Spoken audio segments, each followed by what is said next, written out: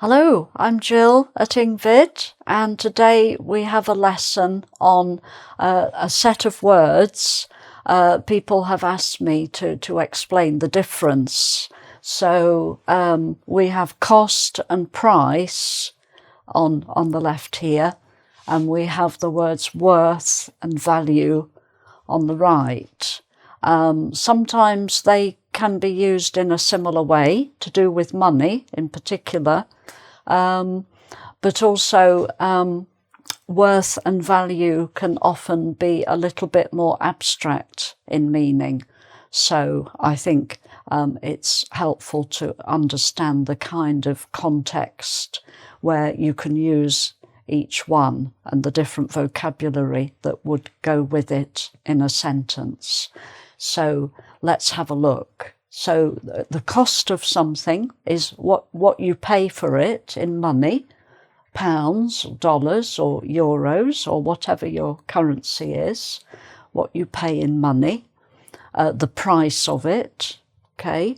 So you can talk about the cost of a new suit. You could say, oh, a new suit these days, it costs so much money.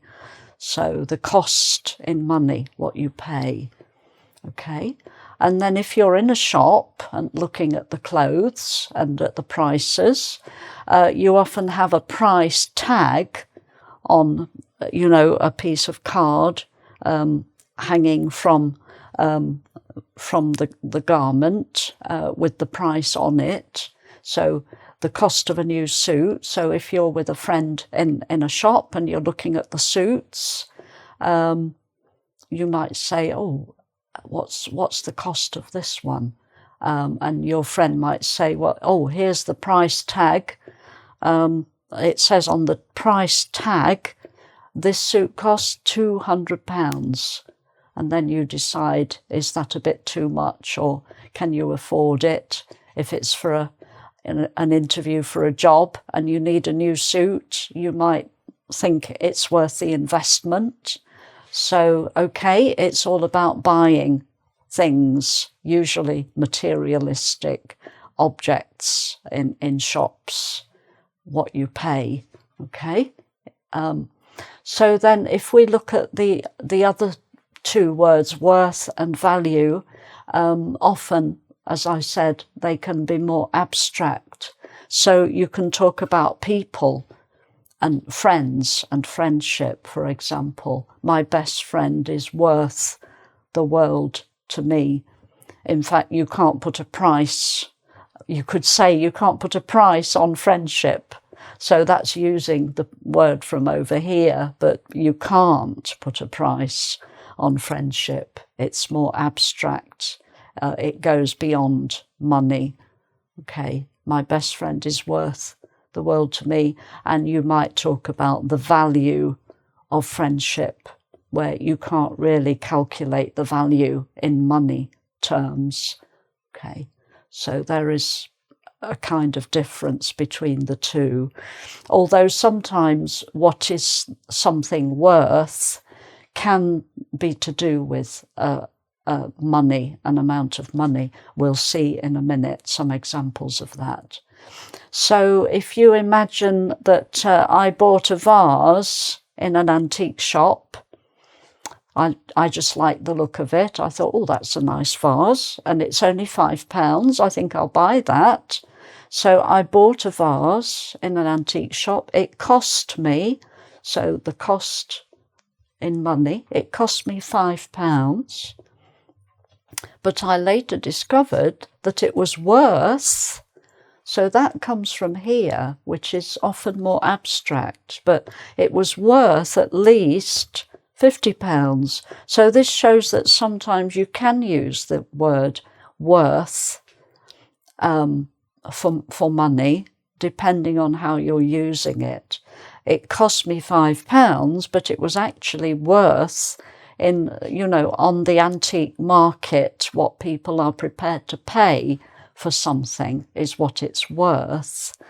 So it was worth at least £50, and the shop who was selling it didn't realise its true value. So again, we've got worth and value, but it's relating this time to money, in the sense of maybe a rather special vase, which is an antique, and that's, you know, maybe you're using the words worth and value because it's to do with it's something special, so it has a value on the antique market, okay, what people are prepared to pay. So that can be used, worth and value can be used with money in this particular way, okay. And then here as well, if you're looking at cars and you're with your friend and your friend is looking at a car with £10,000 usually on the windscreen, the price of the car, but I might say to my friend, oh, don't pay £10,000 for that car. They've overpriced it.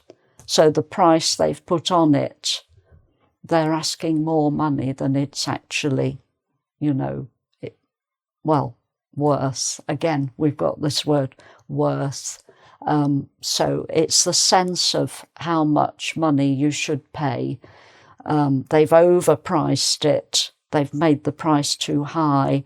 They're trying to make a lot of money out of a car that's not really worth that amount. They've overpriced it. It's only worth about £7,000. Okay. So it is a little bit confusing because you can use these words with money, but they have this additional abstract use as well. Okay. And then just a couple of sayings to end with. People say that something cost them an arm and a leg. That car, if you do pay £10,000 for a car or 20,000, that car cost me in money an arm and a leg. So that's the saying in English. I know that sort of idiom, that saying in other languages. I think in French it may just be an arm. It's not an arm and a leg. Correct me if I'm wrong, but I think different languages have different idioms for the same idea. If you pay a huge amount of money for something that you can't really afford, it cost me an arm and a leg, but not literally, of course. Okay. And then another saying using worth, a picture is worth 1,000 words. If you have a picture of something, it saves you having to write 1,000 words to describe the same thing. If you're seeing maybe a picture of a family sitting round a table having a nice meal, that's a nice picture. People, a family together enjoying themselves, rather than writing 1,000 words about the family getting together and having a meal. You get more from the picture than you would get from 1,000 words. So a picture is worth 1,000 words. Okay. So I hope that helps to explain the difference between the two, but also the fact that you can still use worth and value for money as well as in this more abstract way. But cost and price are usually to do with money. But also you can use cost to mean in a more abstract way. You know, that mistake has cost me a lot of trouble, something like that. You can use that cost in an abstract way. And you can say, oh, the price is too high to do that, meaning the price in a sort of metaphorical way. It's too costly in a metaphorical sense rather than money. So it's a little bit of a grey area, but that's more to do with money, and that's more to do with a sort of deeper meaning. Okay. So I hope that's helped to explain those sets of words. And if you'd like to do a quiz on this topic, just go to the website engvid.com and see how you do. And thank you for watching. I hope to see you again soon. Bye for now.